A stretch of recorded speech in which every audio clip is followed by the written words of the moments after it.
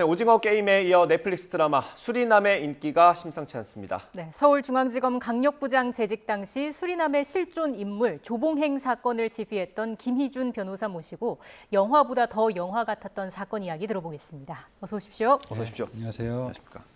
물론 드라마는 다 보셨겠죠? 다 봤습니다. 예, 그 사건 뭐 지휘하실 때랑 그 기억이 다 선명하실 거 아닙니까? 그 네. 영화랑 비교하면 어떻습니까? 전체적인 큰 틀은 비슷한데요. 세부적인 내용으로 들어가면은 뭐 조금 차이가 있습니다. 어떤 게 더 재밌던가요?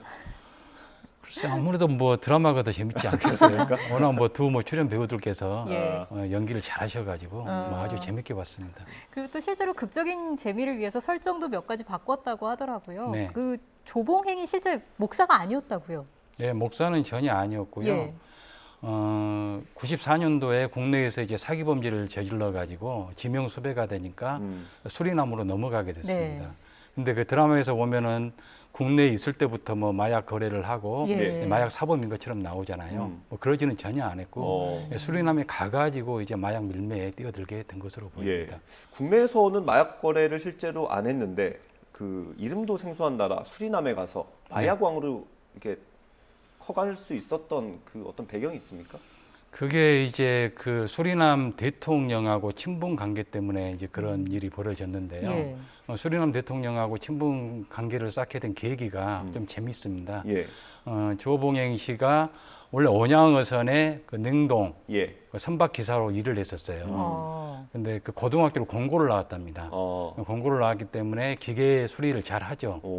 근데 그 당시에 이제 나중에 수리남 대통령이 된 사람이 군인 신분이었는데 예. 마약 거래를 하고 있었던 모양이에요. 선박을 이용을 해서 마약 거래를 했었는데 그 선박이 고장이 났었답니다. 그런데 그 조봉행 씨가 그걸 알고 그 선박을 고쳐준 거예요. 그래서 그때부터 이제 친분 관계를 쌓기 시작해가지고 근데 이제 그 사람이 나중에 수리남의 대통령까지 된 거죠. 쿠데타를 예. 일으켜서. 근데 그 대통령 그 자신이 네덜란드 법정에서 이미 11년형 마약 밀매로 해서 뭐 선고가 돼 있는 사람이었어요. 예. 그 대통령 등에 업고 했다는 거는 드라마랑 똑같은 거네요. 그렇죠. 이제 그 틀은 비슷한 거죠. 예. 이 조봉행이 대통령과 친해서 그 이제 수리남으로 오는 그 비행기에 탄 승객들 명단까지 뭐 받아서 볼 수 있었다 이런 얘기도 있던데 사실입니까? 그때 이제 저희 수사 과정에서 확인된 바로는 수리남에서 아주 뭐 국빈 대우를 받고 있었답니다. 뭐 최고급 호텔에 머물면서. 그러니까 뭐 그 정도는 뭐 가능했을 것이라고 보여집니다. 그걸 토대로 한국인 교포들을 이제 마약을 운반책으로 이렇게 활용을 했다는 얘기도 있던데요. 예, 그래서 이제 저희가 이제 주로 수사했던 부분은 또 이게 조봉행 씨의 범행이 적발됐던 이유는 우리나라에 이제 주로 이제 경제적으로 가난한 사람들을 국제적인 마약 운반책으로 이용을 했어요. 예. 근데 이제 모집하는 방식이 수리남에 뭐 여러 가지 목적으로 뭐 사업이라든가 여러 가지 목적으로 온 사람들을 모집 총책으로 고용을 하고 그 사람들이 한국에 있는 가까운 지인들을 보섭을 해가지고 국제적인 운반책으로 이용을 한 겁니다. 근데 이제 그 사람들이 그 마약을 운반을 하다가 뭐 파리라든가 페루 같은 데서 잡혀요. 근데 그 사람들은 마약이 안에 들어있는 것을 알고 운반을 해준 게 아니라 예. 트렁크를 운반을 해주거든요. 여행용 가방을. 예. 근데 이제 보석 온석이 들어있다고 해서 옮겨줬는데 그 안에 이제 마약이 들어있었던 거죠. 그 내용이 지금 저희 화면으로 나가고 있는 저 영화로 만들어진 건가요? 저게 이제 집으로 가는 길이라는 영화인데요. 저 당시 이제 영화의 초점은 그 마약 운반책으로 이용당한, 속아서 이용당한 그 사람들을 대상으로 해서 만든 건데 그 중에 이제 장모 씨라는 여성분이 계셨는데 예. 그분한테 초점을 맞춰서 만들어진 영화입니다. 아, 그렇군요. 이 수리남으로 다시 돌아와서요. 네. 이 영화에서도 굉장히 중요하게 다뤄지는데 민간인이 이 수사의 핵심 역할을 하지 않습니까? 영화에서는 이제 뭐 여러 언론상에도 보도가 됐지만은 뭐 K씨라고 그렇게 이제 나오고 있는데 예. 그 언론에 보도된 그 K씨의 활동 내용이 정확한지는 모르겠어요. 왜냐하면 조봉행 씨를 근거하게 된 그 수사기법 자체가 예. 위장거래 수사기법이거든요. 위장거래 수사기법이라는 것은 이게 수사기관에서 마약을 매수를 하겠다고 접선을 시도해가지고 어느 장소로 이끌어내서 검거하는 그런 수사기법을 이야기를 합니다. 근데 이제 다 아시다시피 수리남 같은 경우에는 저희 나라하고 뭐 형사사법 공조조합 같은 게 체결이 안 돼 있어요. 네. 수리남에 있는 이상은 아무리 거기서 마약 범죄를 저지른다고 하더라도 우리가 검거할 수 있는 방법이 없습니다. 그래서 이제 위장 그 거래 기법을 이용을 해가지고 브라질로 유인을 해서 잡게 되는데 예. 그 과정에서 이제 여러 명의 이제 정보를 이용을 했어요. 네. 여러 명입니까? 여러 명입니다. 근데 다 민간인인가요? 예, 근데 다 민간인이죠. 아. 왜냐하면 수사기관에서 접촉을 하게 되면은 예. 그쪽에서 좀 조심하잖아요. 그리고 거래에 성공하지 못할 가능성이 높거든요. 예. 그래서 그 사람을 조봉영 씨를 아는 사람을 이용을 해가지고 위장 거래를 시도를 해야 되는 겁니다. 그 과정에서 이제 정보원들이 활용이 돼요. 네. 실제 이야기를 들으니까 너무 신기한데 국정원과 검찰 사이의 수사 공조와 관련된 이야기는 드라마에 나오지 않았거든요. 네. 실제 수사는 어땠나요? 좀 어렵지는 않으셨나요? 조봉영 씨에 대해서 저희가 2005년도에 인터폴 적색 수배를 합니다. 네. 그 전에 이제 아까 우리나라 가난한 사람들, 경제적으로 어려운 사람들이 국제적인 운반책으로 이용을 당했잖아요. 예. 그게 드러나면서 이제 우리가 잡기 위해서 검찰에서 인터넷 적색 수배를 의뢰를 냈고 예. 그때부터 이제 공조 작업이 들어가는 거죠. 예. 하지만 이제 구체적인 이제 공조 내용에 대해서는 좀 밝히기는 좀 어렵고요. 예. 그 이 영화에서 보는 조봉행 같은 경우는 굉장히 악랄하고 또 굉장히 치밀하게 나오지 않습니까? 예. 수사하시면서 좀 놀랐던 것들이 있을까요? 극적인 재미를 위해서 이제 그렇게 드라마에서는 만든 것 같고요. 예. 이제 보통 이제 뭐 마야강 뭐 이렇게 이야기를 하면은 흔히 일반인들이 생각하기에는 아주 뭐 특별하게 생긴 것처럼 생각을 하는데 예. 뭐 그렇지는 않아요. 그냥 통상적인 아저씨처럼 생겼습니다. 아셨습니까? 성격은 좀 어떻습니까?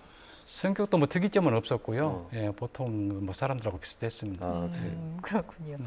어쨌든 극적으로 체포는 됐습니다마는 조 씨에게 내려진 형량이 징역 10년에 벌금 1억 원 네. 정도였더라고요. 여기서 그친 이유가 뭐였을까요? 가장 이제 뭐 네티즌들의 이게 댓글 같은 걸 보더라도 예. 징역 10년밖에 선고 안 됐다는 것에 대해서 잘 이해를 못 하시더라고요. 예. 근데 그 형량이라는 것은 기소된 범죄 사실을 기준으로 판단을 합니다. 근데 당시 이제 저희가 기소했던 내용은 뭐 드라마에서 나온 것처럼 막 수십 톤의 코카인을 거래한 그런 내용이 아니라 예. 우리나라에 선량한 우리나라 사람들을 이용을 해가지고 국제적으로 마약을 운반한 그 부분에 한정을 해서 기소가 됐었거든요. 그게 이제 코카인 48.5kg를 남미에서 유럽으로 이게 밀반입을 하려고 했다라는 것이거든요. 거기에 한정이 돼서 이제 기소가 됐고 법원의 양형 사유는 법원의 양형 사유는 실질적으로 유통이 되지 않았고 왜냐하면은 프랑스라든가 페루 공항에서 다 적발이 돼서 코카인이 다 압수가 됐다. 그리고 우리나라에 미치는 영향이 적다. 그리고 조봉영 씨 같은 경우는 국적상으로 우리나라 사람이 아니고 외국 사람이다. 쉽게 말해서 외국인이 애국에서 저지른 범죄인 거예요. 그래서 그런 부분들을 감안을 해가지고 징역 10년을 선고한 것으로 판결문에 나와 있습니다. 그때 당시 구형은 얼마나? 구형은 그것보다 훨씬 세게 해서 1심에서 징역 10년이 선고되니까 저희 검찰에서는 항소를 했죠. 구형은 훨씬 많이 했습니까 혹시 그때? 훨씬 많이 했죠. 아 그랬습니까? 네. 예. 지금 저희 화면 지나갔네요. 아까 변호사님 그 젊으셨을 때 모습이 그렇습니까? 예, 당시 사건 브리핑하시는 모습인 것 같더라고요. 수사하시면서 특별히 어려웠던 점이 있을까요? 가장 이제 어려웠던 점은 수리남에 계속 있는 이상은 저희가 검거하기 어려우니까 이제 브라질로 이끌어내는 데 어려웠고요. 두 번째로 어려운 것은 브라질에서 브라질 연방경찰의 도움을 얻어서 체포를 했는데 막바로 데리고 올 수가 없어요. 저희가 이제 범죄인 인도 청구를 해야 됩니다. 브라질 법원에. 근데 그 기간이 1년 6개월 이상이 걸렸어요. 그래서 그 절차를 계속 밟는 데 힘들었고 범죄인 인도 결정이 내려져서 브라질에서 데리고 와야 되잖아요. 근데 브라질에서 데리고 와서 우리나라 국적기에 태운 순간부터 체포 시한이 시작이 됩니다. 근데 체포된 피의자에 대해서는 48시간 이내에 부속영장을 청구를 해야 돼요. 브라질에서 우리나라에 오는 시간만 해도 열 몇 시간이 걸리잖아요. 그래서 굉장히 짧은 시간에 집중적으로 수사를 해서 영장을 청구를 해야 됐기 때문에 굉장히 시간적으로 축박했었죠. 그 부분이 가장 어려웠습니다. 지금 생각해도 굉장히 생생하게 기억이 다 나시는 것 같아요. 네. 영화보다 더 영화 같았던 실제 이야기를 좀 들어봤고요. 지금부터는 이와 연관된 사회 이슈로 좀 넘어가 보겠습니다. 국내 마약 유통 실태를 짚어볼 텐데 검사로 재직하던 당시에 데이트 성폭력 약물로 불리는 이른바 물뽕을 최초로 적발해서 마약류로 등재하셨다고 네, 맞습니다. 들었습니다. 요즘은 과거에 마약 수사하던 그때와 또 많이 다른가요? 어떻습니까? 완전히 패러다임 자체가 바뀌었습니다. 예전에는 사실 마약을 거래하는 사람들끼리 직접 만나서 그것도 이제 여러 번 확인하고 이게 안전한 사람인지 네. 예. 그렇게 해서 거래를 시도를 했었거든요. 근데 이제 요즘은 인터넷이라든가 SNS가 발달을 해가지고 직접 만나서 거래를 할 필요가 없습니다. 그래서 인터넷이나 SNS를 통해서 주문을 하면은 국제 우편이나 특송 화물을 통해서 배달이 오거든요. 예. 배달하는 방식도 어떤 특정한 지점에 숨겨놓고 그 숨겨놓은 장소를 알려주는 방식이에요. 예. 그래서 당사자들끼리 만날 이유가 없죠. 그 방식이 이제 던지기 수법인데 네. 던지기 수법으로 대부분 거래를 하고 대금 지급 방식도 어떤 은행 간 거래를 하는 게 아니라 비트코인 같은 가상화폐를 이용을 합니다. 그래서 아무 근거가 안 남아요. 예. 예, 그만큼 어려워졌고 그러다 보니까 마약 사범의 연령층들이 굉장히 연소화되고 있어요. 예. 인터넷이나 SNS에 능숙한 사람들은 나이 든 사람들이 아니라 젊은 사람들이잖아요. 예. 그래서 이게 마약 사범의 연령별 이게 구성층을 보면은 10년 전에는 40대가 가장 많았는데 작년 기준으로 보면은 20대가 가장 많아요. 그리고 20대의 마약 사범 증가율이 11배가 늘어났습니다. 아주 구조적으로 바뀌고 있는 상황입니다. 예. 그만큼 어려워졌다는 건데 마약 수사에 좀 아쉬운 점이 있으실까요? 아쉬운 점은 작년에 수사권 조정이 되면서 이게 마약 수사에 대한 수사 범위가 검찰과 경찰이 나뉘어졌어요.